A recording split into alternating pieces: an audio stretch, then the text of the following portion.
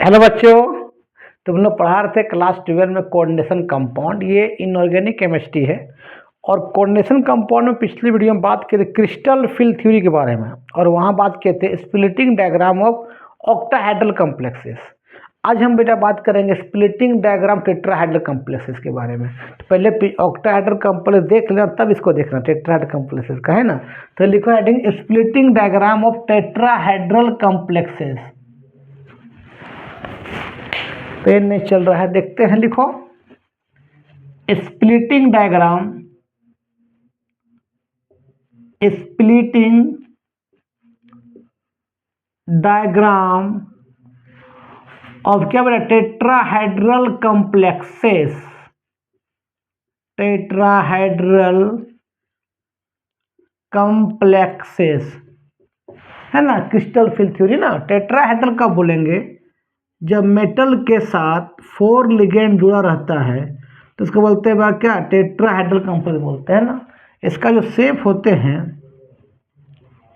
क्या होते हैं, sp3 होते हैं। क्या होते हैं, sp3, है ना। 3 बढ़िया से लिख लो, sp3, है ना।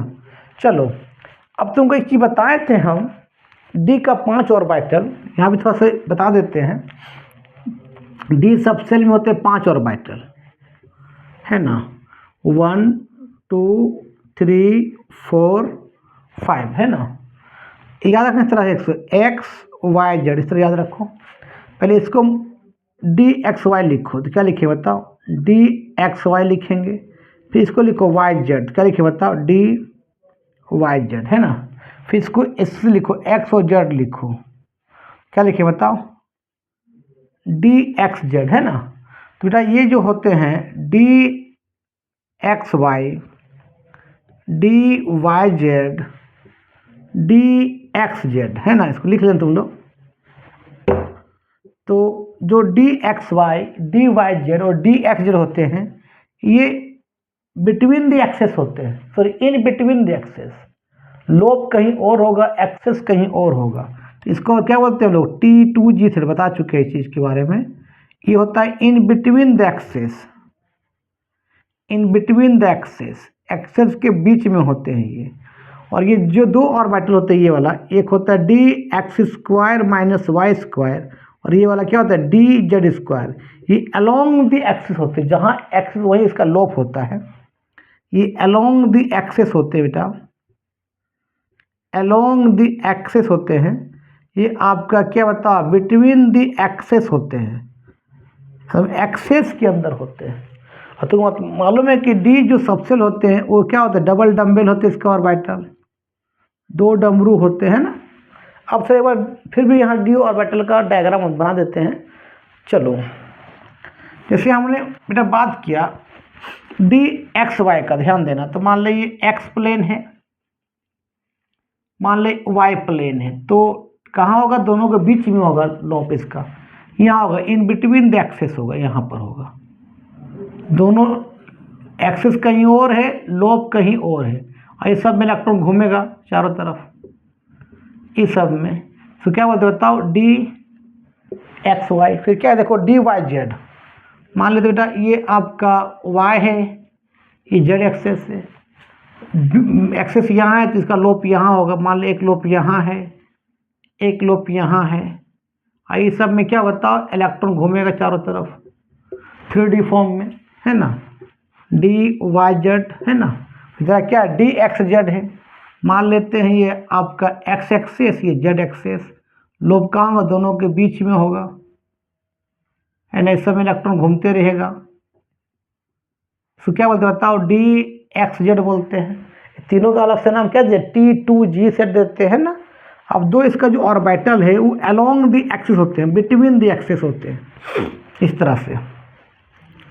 मान लीजिए एक्स एक्सेस है, ये वाई एक्सेस, दोनों एकदम अलोंग द एक्सेस होंगे ये सब इस तरह से। और इस समय इलेक्ट्रॉन क्या सब में घूमते रहेगा, चारों तरफ इलेक्ट्रॉन घूमेगा 3D फॉर्म में, है ना।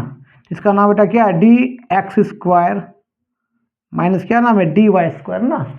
और एक होते जेड एक्सेस में इस तरह से, एक डम्बेल जेड एक्सेस में होते हैं इस तरह से, जेड एक्सेस में। और एक जो डंबल होता है इसी में घूमते रहते चारों तरफ इस तरह से, और सब में इलेक्ट्रॉन घूमेगा। तो बेटा इसको बोलते हैं हम लोग डी जेड स्क्वायर। इसका अलग से नाम क्या दिया गया है, ईजी सेट, है ना। तो लिखो इसको पहले, इसको ऑलरेडी हम बता भी चुके हैं, लिख लो एक बार। चलो अब हम बात करते हैं स्प्लिटिंग डायग्राम टेट्राहेड्रल। टेट्राहेड्रल बेटा क्या होता है, 4 लिगेंड मान लेते बेटा, यहाँ पर central metal of D block element है, ये एक्स एक्सेस है, मान लो बेटा ये वाई एक्सेस है, और ये जेड एक्सेस है। ये एक्स एक्सेस, ये मान लो बेटा वाई एक्सेस, ये मान लो जेड एक्सेस ये है, और ये वाई एक्सेस है, ठीक है। लेकिन यहाँ लिगेंड कहाँ आएगा, इन बिटवीन द एक्सेस आएगा, लिगेंड एक्सेस में नहीं आएगा, ठीक है। लिगेंड मान ले यहाँ भी तो कुछ ऑर्बिटल होंगे इस सब में, मान ले इस तरह से यहाँ भी कुछ सेंटर मेटल का ऑर्बिटल होंगे इस तरह से, और लिगेंड भी आएगा कहाँ आएगा, इन बिटवीन द एक्सेस आएगा, यहाँ से आएगा लिगेंड, इधर से लिगेंड आएगा। ये लिगेंड्स आ रहा है, या सेंटर मेटल, यहाँ लिगेंड्स इधर से आ रहा है, यहाँ बेटा लिगेंड्स यहाँ से आ रहा है, लिगेंड्स यहाँ से आ रहा है। जैसे जैसे लिगेंड सामने सामने आएगा तो इसका इलेक्ट्रॉन में क्या होगा, रिपल्सन होगा, थोड़ा एनर्जी क्या होगा, बढ़ जाएगा, किसका, आपका centre metal of D block element का। लेकिन ये लिगेंड आ रहा है इन बिटवीन द एक्सेस, तो जो सेंटर मेटल जो orbital D orbital in between the axes में है, उसका इलेक्ट्रॉन और लिगेंड के इलेक्ट्रॉन रिपल्सन ज़्यादा होगा, क्योंकि इन बिटवीन आ रहा है, एक्सेस में नहीं आ रहा है। और इन बिटवीन में कौन कौन होता है डी ब्लॉक एलिमेंट का ऑर्बिटल, तुमको मालूम है कौन बेटा, T2G सेट होता है, कौन कौन अभी बता दिए क्या, D X Y, D Y Z, और क्या D X Z, in between the axes होते हैं। और लिगेंड भी आता है इन बिटवीन द एक्सेस आते हैं, लिगेंड भी क्या आता है, इन बिटवीन द एक्सेस आते हैं। तो इसका इलेक्ट्रॉन में क्या हो, रिपल्सन ज़्यादा होगा। तो रिपल्सन ज़्यादा होगा बेटा, तो इसमें T2G सेट का एनर्जी ज़्यादा होगा, है ना। और इसका जो 2 ऑर्बिटल और है कौन कौन, D X square minus Y square और डी जेड स्क्वायर, ये अलोंग दी एक्सेस होते हैं, और लिगेंड अलोंग दी एक्सेस नहीं आ रहा है, इन बिटवीन दी आ रहा है। तो यहाँ पर बेटा इसके पास जो एनर्जी थोड़ा सा क्या होगा, इसका Eg का एनर्जी क्या होगा, कम होगा, या रिपल्सन कम होगा, है ना। इसीलिए यहाँ T2G का एनर्जी, अच्छा इसमें G क्यों नहीं लिखते हैं, G तब लगाते हैं जब लिगेंड, G तब लगाते बेटा जब लिगेंड एक्सेस पर आता है, जब लिगेंड एक्सेस में आता है तो उसको G बोलते हैं। तो या सिंपली बोलते हैं इसको T2 बोलते हैं टेट्राहेड्रल में, और इसको क्या बोलते हैं, E बोलते हैं। क्यों ऐसा बोलते हैं, क्योंकि लिगेंड यहाँ क्या आ रहा है, इन बिटवीन द एक्सेस आ रहा है, एक्सेस में नहीं आ रहा है। पहले इसको लिखो ना।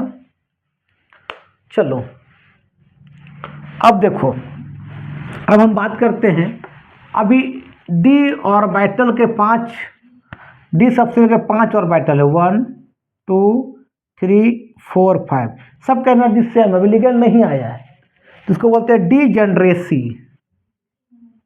क्या बोलते हैं बाबू, डी जनरेसी, मतलब सभी का एनर्जी बराबर है, सबका, कि लिगेंड अभी आया नहीं है। That is having same energy of all D orbital, सभी डी ऑर्बिटल्स का एनर्जी क्या है, सेम है। अब जैसे जैसे लिगेंड आएगा तो कुछ का एनर्जी बढ़ जाए, कुछ का एनर्जी घट जाएगा, मतलब एवरेज एनर्जी हो जाएगा, थोड़ा सा वो ऊपर जाएगा, एनर्जी थोड़ा सा बढ़ गया, इसको क्या बोलते हैं, एवरेज एनर्जी 1 2 3 4 5, ये हो गया इसका क्या, एवरेज एनर्जी हो गया, एवरेज एनर्जी हो गया। अब लिगेंड और पास पास आएगा तो ligand in between the axes आते हैं, और सेंटर मेटल का जो orbital in between the, sorry ligand क्या आते हैं, इन बिटवीन द एक्सेस आते हैं, और सेंटर मेटल डी ब्लॉक के लिए एलिमेंट का जो orbital in between the axes होगा, वहाँ रिपल्सन ज़्यादा होगा, तो उसका एनर्जी ज़्यादा हो जाएगा, तो यहाँ से बढ़ जाता है। जिसका बेटा एनर्जी ज़्यादा होगा वो चला जाएगा ऊपर, जिसका एनर्जी कम होगा वो चला जाएगा नीचे। तो एनर्जी किसका कम होगा, T2 का, सॉरी Eg का। क्यों, कि Eg में अलोंग द एक्सेस होते हैं और लिगेंड आते हैं इन बिटवीन द एक्सेस आते हैं, तो रिपल्सन कम होगा। इसलिए बेटा आराम से आपका ई जी लिखो या ई लिखो, बात बराबर है। जी इसमें क्यों नहीं लिखते हैं, क्योंकि ligand in between the axes आते हैं। जी तब लिखते हैं जब लिगेंड बिटवीन द एक्सेस आते हैं तब, या अलोंग द एक्सेस जब लिगेंड आते हैं तब जी लिखते हैं। अगर along the axes G ligand नहीं आएगा तो जी नहीं लिखते हैं। टेट्राहेड्रल में सिर्फ ई लिखते हैं, और इसको सिर्फ क्या लिखते हैं बता, T2 लिखते हैं, जी नहीं लिखते हैं। अच्छा, इसका एनर्जी क्यों बढ़ गया, क्योंकि लिगेंड कहाँ आ रहा है, इन बिटवीन द एक्सेस आ रहे हैं, और T2 भी कहाँ रहता है, इन बिटवीन द एक्सेस होते हैं, इसलिए वो उसका एनर्जी ज़्यादा होगा, रिपल्सन ज़्यादा होगा, एनर्जी बढ़ जाएगा।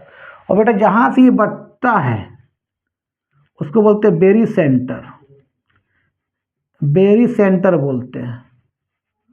और यहाँ आने पर इलेक्ट्रॉन जो एनर्जी घटेगा 0.6 घटेगा नीचे आने पर, और ऊपर जाने पर इलेक्ट्रॉन जो एनर्जी बढ़ेगा वो 0 पॉइंट कितना बढ़ेगा, 4 बढ़ेगा, ठीक है।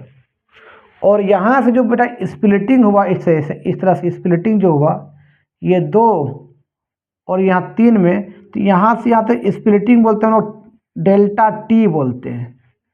क्या बोलते हैं हम लोग, डेल्टा टी, लिख लो। ये टेट्राहेड्रल का स्प्लिटिंग डायग्राम है। और याद रखना बाबू, अगर स्ट्रॉन्ग लिगेंड आ जाएगा, ध्यान देना बेटा, यहाँ पर भी वही लागू हुआ जो ऑक्टाहेड्रल बताए थे। स्ट्रॉन्ग लिगेंड आ जाए, कौन कौन, अमोनिया भी स्ट्रॉन्ग लिगेंड ही होता है, साइनाइड है ना, आपका कार्बन मोनोऑक्साइड सब स्ट्रॉन्ग लिगेंड होते हैं। इथेन 1,2 डायमीन ये भी स्ट्रॉन्ग लिगेंड होते हैं। अमोनिया बॉर्डर लाइन के लिगेंड होते हैं, याद रखना। अमोनिया जो होते हैं बॉर्डर लाइन के लिगेंड होते हैं, स्ट्रॉन्ग भी होता है वीक भी होते हैं। लेकिन कौन कौन मेटल से जब अमोनिया टाइप रहेगा तो स्ट्रॉन्ग जैसा बिहेव कर, याद रखना। आपका कहता है आयरन के साथ नहीं, कोबाल्ट के साथ, कैडमियम के साथ, अच्छा आयरन भी होता है, और कॉपर के साथ। अगर इस सब से अगर अटैच होगा ना अमोनिया तो स्ट्रॉन्ग जैसा बिहेव करेगा, ठीक है। तो अमोनिया बॉर्डर बाकी के साथ अगर अटैच होगा तो भी जैसा बिहेव करेगा। अगर ये सब होगा स्ट्रॉन्ग लिगेंड तो यहाँ पर याद रखना डेल्टा टी का एनर्जी ज़्यादा होगा और पेइंग एनर्जी क्या होगा, कम होगा। और याद रखना जब वीक लिगेंड आएगा बेटा, उस समय पेयरिंग एनर्जी ज़्यादा होगा और डेल्टा टी का एनर्जी कम होगा। वीक लिगेंड कौन कौन तुमको मालूम है, आपका मान लो वाटर आ गया, X माइनस ग्रुप आ गया, F minus, Cl minus, Br minus, ये सब, ये OH माइनस, सब वीक लिगेंड होते हैं, ठीक है। और स्ट्रॉन्ग लिगेंड को हम लोग बोलते हैं लो स्पिन कॉम्प्लेक्स बोलेंगे। और वीक लिगेंड में क्या बोलते हैं बता, हाई स्पिन कॉम्प्लेक्स बोलेंगे, हाई स्पिन कॉम्प्लेक्स, लिख लो इसको।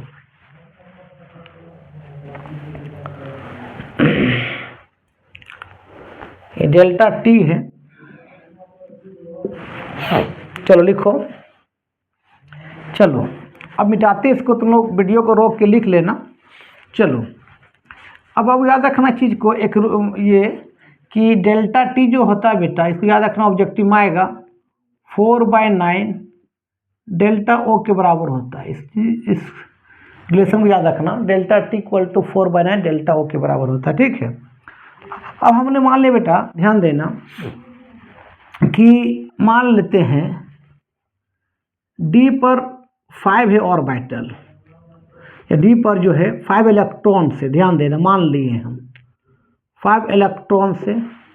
और इसमें मान लेते हैं एक, अभी स्ट्रॉन्ग लिगेंड का बात करेंगे, वीक लिगेंड का बात करेंगे, तो कैसे फील करेंगे। मान ले स्ट्रॉन्ग लिगेंड का बात कर रहे हैं यहाँ पर, और क्या बात कर रहे हैं बताओ, वीक लिगेंड का बात कर रहे हैं, तो कैसे इसको अरेंज करेंगे, ध्यान देना। हम सिंपली बताते हैं कि देखो, मान लेते यहाँ पर, यहाँ से ये 1 2 3 4 5 है ना, यहाँ स्प्लिटिंग हुआ इस तरह से, ध्यान देना। 2 नीचे आ गया ई, और T2 कहाँ चला गया, ऊपर, इसमें जी नहीं होता है, ठीक है। ये इस यहाँ टूटा, उसको क्या बोलते हैं, बेरी सेंटर। यहाँ आने पर इलेक्ट्रॉन कितना घटता है, 0.6 घटता है एनर्जी। और ऊपर जाने पर इलेक्ट्रॉन 0.4 एनर्जी क्या होता है बाबू, बढ़ता है ना। उसी तरह यहाँ पर दिखाते हैं, ध्यान देना इस तरह से 1 2 1 2 3, ये आपका क्या बता, बेरी सेंटर है, स्प्लिटिंग भी कम होगा, क्या लिगेंड कम है ना। तो यहाँ आने से, नीचे आने से पर इलेक्ट्रॉन जो है 0.6 एनर्जी घटेगा, ऊपर जाने पर इलेक्ट्रॉन 0.4 एनर्जी क्या होगा बाबू, बढ़ेगा। और टोटल स्प्लिटिंग को क्या बोलते हैं, डेल्टा टी बोलते हैं, है ना। मान ले बेटा इधर आपका वीक लिगेंड है, ध्यान देना, और इधर मान ले बेटा क्या है, स्ट्रॉन्ग लिगेंड है, ध्यान देना। और हमको मान ले भरना है डी पर 5 इलेक्ट्रॉन, यहाँ पर भी क्या डी पर क्या है 5 इलेक्ट्रॉन है। तो स्ट्रॉन्ग में क्या होता है तुमको मालूम है कंडीशन, डेल्टा टी ज़्यादा होता है, पेयरिंग एनर्जी कम होता है। लेकिन यहाँ वीक में क्या होता है, पेयरिंग एनर्जी ज़्यादा होता है और डेल्टा टी क्या होता है, कम होता है। यहाँ देखो तो पहले का नीचे भरेगा कितना 5 है, तो यहाँ पहले देखो 5 1 मान ले 2 3 4 5 इलेक्ट्रॉन से। अब लिगेंड आएगा यहाँ पर, तो पहले यहाँ भरते देखो इस तरह से 1 2, ऊपर जाने में इसको बोलते हैं, इसको पूरा स्प्लिटिंग डेल्टा टी बोलते हैं। तो ऊपर जाने में एनर्जी ज़्यादा लगेगा, यहाँ देखो ना, ऊपर जाने में ज़्यादा लगेगा, पेयर करने में कम लगेगा। पहले पेयर करेगा ना यार, क्या हो जाएगा बता तो 2, तो क्या हो जाएगा 3 4, पेयर करने बाद कहाँ जाएगा, ऊपर जाएगा 5, ठीक स्ट्रॉन्ग लिगेंड में। लेकिन जब वीक लिगेंड रहेगा तो यहाँ पर क्या पेयरिंग एनर्जी ज़्यादा है और डेल्टा टी कम है, ऊपर जाने में एनर्जी कम लगेगा और पेयरिंग करने ज़्यादा लगेगा, तो पहले क्या ऊपर जाएगा ना इस तरह से। देखो तो 1 2 भरने के बाद कहाँ जाएगा, अब पेयर नहीं करेगा, पेयर करने में ज़्यादा लगेगा, ऊपर जाने में एनर्जी कम लगे तो ऊपर चले जाएगा 3 4 5, इस तरह से बढ़ेगा वीक फील्ड और आपका वीक लिगेंड और स्ट्रॉन्ग लिगेंड में लिख लो ये कंडीशन, ठीक है। तो और तुम लोग क्रिस्टल फील्ड स्टेबलाइजेशन एनर्जी बता चुके थे ऑक्टाहेड्रल कॉम्प्लेक्सेस में, वहाँ देख लेना। तो ऑलमोस्ट आपका ऑक्टाहेड्रल टेट्राहेड्रल कॉम्प्लेक्सेस क्या कर दिए, क्रिस्टल फील्ड से बता चुके हैं। अब थोड़ा हम बात कर रहे हैं कलर ऑफ कोऑर्डिनेशन कंपाउंड के बारे में, कि कोई भी कोऑर्डिनेशन कंपाउंड में कलर क्यों शो करता है, तो इसको लिखो ना। चलो कलर ऑफ कोऑर्डिनेशन कंपाउंड, जैसे मान लीजिए एग्जाम्पल लिखें और तब समझाना चाहते हैं कि कोई कोऑर्डिनेशन कंपाउंड में कलर क्यों शो करता है। Writing the colour of coordination compound, इसी में colour of coordination compound, colour of coordination compound, कि कोई भी कोऑर्डिनेशन कंपाउंड में कलर क्यों शो करता है जब हम हीट देते हैं। याद रखना बेटा कलर डिपेंड करेगा नंबर ऑफ अनपेयर्ड इलेक्ट्रॉन पर। अगर डी ऑर्बिटल अनपेयर्ड रहेगा, पूरी फुल नहीं रहेगा तो कलर शो करेगा। कैसे करेगा हम बताएंगे। तो अगर नंबर ऑफ बेटा अनपेयर्ड इलेक्ट्रॉन रहेगा, नंबर ऑफ अनपेयर्ड इलेक्ट्रॉन्स रहेगा, ठीक है, नंबर ऑफ अनपेयर्ड इलेक्ट्रॉन्स रहेगा, चाहे वो ऑक्टाहेड्रल में हो। ऑक्टा क्या बोलते हैं, मेटल के साथ अगर 6 लिगेंड लगा इसको क्या बोलते हैं ऑक्टाहेड्रल। इसको ऑक्टा क्यों बोलते हैं, याद रखो सब में 8 वो फेस होता है इस कॉम्प्लेक्स, इसलिए इसको बोलते हैं ऑक्टाहेड्रल कॉम्प्लेक्सेस। और मेटल के साथ अगर 4 लिगेंड हो उसको बोलते हैं टेट्राहेड्रल कॉम्प्लेक्सेस। लिगेंड भी ज़्यादा है तो ऑक्टा का स्प्लिटिंग ज़्यादा हुआ, इसका भी टेट्रा से, है ना। तो नंबर ऑफ अनपेयर्ड रहे, चाहे ऑक्टा रहे चाहे टेट्रा रहे, तो वो हमेशा बेटा कलर शो करेगा जब हीट देंगे तब। क्यों कलर शो करेगा, क्यों इलेक्ट्रॉन का ट्रांजिशन होगा। कैसा होगा बताते हैं वो, कि T2G से Eg में क्या कन्वर्ट होगा, है ना। यहाँ पर क्या होगा, यहाँ पर आपका E से कहाँ जाएगा, T2 में जाएगा, क्योंकि टेट्राहेड्रल में G नहीं लगाते हैं ना, कोई दिक्कत। लेकिन जैसे D पर 0 आ गया या D पर 10 आएगा, ये कभी भी कलर शो नहीं करेगा। तो 0 फील्ड और फुल फील्ड कभी भी कलर शो नहीं करता, इलेक्ट्रॉन का ट्रांजिशन नहीं हो पाएगा। इसको पहले लिख लो, उसके बाद बताते हैं एग्जाम्पल एक। चलो देखते हैं एग्जाम्पल एक लेते हैं। मान लिया कोऑर्डिनेशन कंपाउंड लिए, इसका नाम मान लेते हैं ये इस तरह से लिए Ti, ध्यान देना, H2O +6, चार्ज कितना है +3, कितना लिगेंड 6 लिगेंड, मतलब क्या ये ऑक्टाहेड्रल कॉम्प्लेक्स है, इससे 4 आता है टेट्राहेड्रल होता है ना, तो ये ऑक्टाहेड्रल कॉम्प्लेक्स है। ऑक्टाहेड्रल क्या रे बाबू, बोलो ना यार, कॉम्प्लेक्स है। सबसे पहले टी है, टी मतलब क्या हुआ, टाइटेनियम ना, उसका निकालो ऑक्सीजन नंबर, कोई एक्स मान लो, एक्स मान लिए, वाटर का ऑक्सीजन नंबर 0 होता है, तो 0 हो गया, ऊपर कितना +3 इक्वल टू कितना +3 होगा, तो x इक्वल कितना हो गया +3, मतलब टाइटेनियम जो 3 इलेक्ट्रॉन लूज किया है ना, तो टाइटेनियम का एटॉमिक नंबर कितना होता है रे 22, इसका लास्ट इलेक्ट्रॉनिक कॉन्फिगरेशन बता चुके थे कितना होता है 3d6, सॉरी टाइटेनियम कितना 3d2 होगा, 3d2 और 4s2 होगा, देख लेना 22 करके इलेक्ट्रॉनिक कॉन्फिगरेशन 1s2 2s2 करके। तो टाइटेनियम 3 लूज कर रहा है, 3 का मतलब क्या होगा, 2 जाएगा s से, d से जाएगा 1, क्या हो जाएगा 3d1 और 4s0 है ना।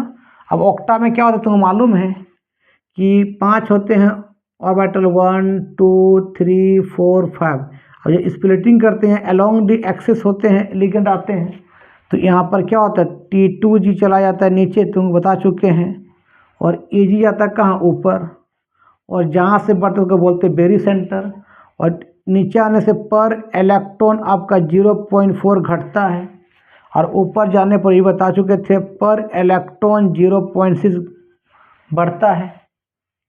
कोई दिक्कत, अभी इसके पास एक इलेक्ट्रॉन, मान लो यहाँ एक इलेक्ट्रॉन है अभी, अब इसको बाहर से अगर हम इलेक्ट्रोमैग्नेटिक रेडिएशन देंगे, इसको ई बोलते EMR, इलेक्ट्रोमैग्नेटिक रेडिएशन देंगे तो इलेक्ट्रॉन को एब्जॉर्ब कर लेगा, सो ये एनर्जी को एब्जॉर्ब करके इलेक्ट्रॉन, और यहाँ से कहाँ चला जाएगा, ऊपर चला जाएगा, मान लो ऊपर चला गया है ना, कहाँ चला गया बता, T2G से कहाँ चला गया, Eg में कन्वर्ट हो गया, तो ऊपर में प्लस से एनर्जी बढ़ जाएगा, एनर्जी बढ़ने स्टेबिलिटी घटेगा, यहाँ माइनस में है तो एनर्जी ज़्यादा है, यहाँ प्लस में तो एनर्जी ज़्यादा होगी इसके इलेक्ट्रॉन के पास। तो जैसे हम लाइट देना बंद करेंगे ना, तो इलेक्ट्रॉन यहाँ रहेगा नहीं, कि एनर्जी वहाँ ज़्यादा बढ़ गया है, ये प्लस में है ये माइनस में, इतना एनर्जी कम होगा वहाँ इलेक्ट्रॉन आना उतना पसंद करेगा, ठीक है। तो जैसे एनर्जी कम देना बंद कर देंगे तो ये इलेक्ट्रॉन फिर ऊपर से नीचे आएगा, मान लें ऊपर से वो इलेक्ट्रॉन क्या नीचे आएगा, जब इलेक्ट्रॉन नीचे आएगा तो जो कलर को एब्जॉर्ब करके ऊपर से नीचे, सॉरी नीचे से कहाँ गया ऊपर गया है, तो इलेक्ट्रॉन एनर्जी क्या करेगा, लॉस करेगा, लॉस करेगा, जो कलर को लिया तो वह कलर को क्या करेगा, एमिट करेगा, जिसके कारण कोऑर्डिनेशन कंपाउंड में कलर शो करता है ना।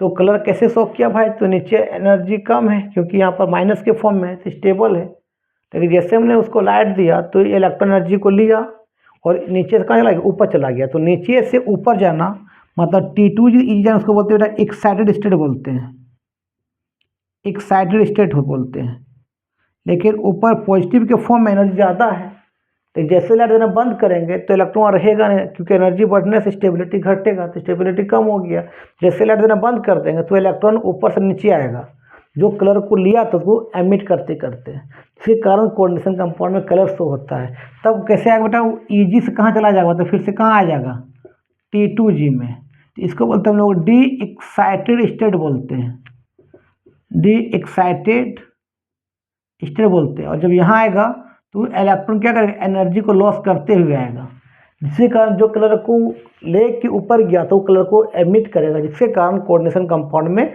कलर शो करता है। इसी बोलते हैं हम लोग डी ट्रांजिशन, ये भी डी ऑर्बिटल, ये भी डी ऑर्बिटल, डी से डी में गया फिर डी से डी में आया, इसी बोलते हैं लोग D transition, D transition, D transition. इसमें पूछेगा ना कौन सा कलर आएगा, मतलब कलर शो करेगा, ठीक है।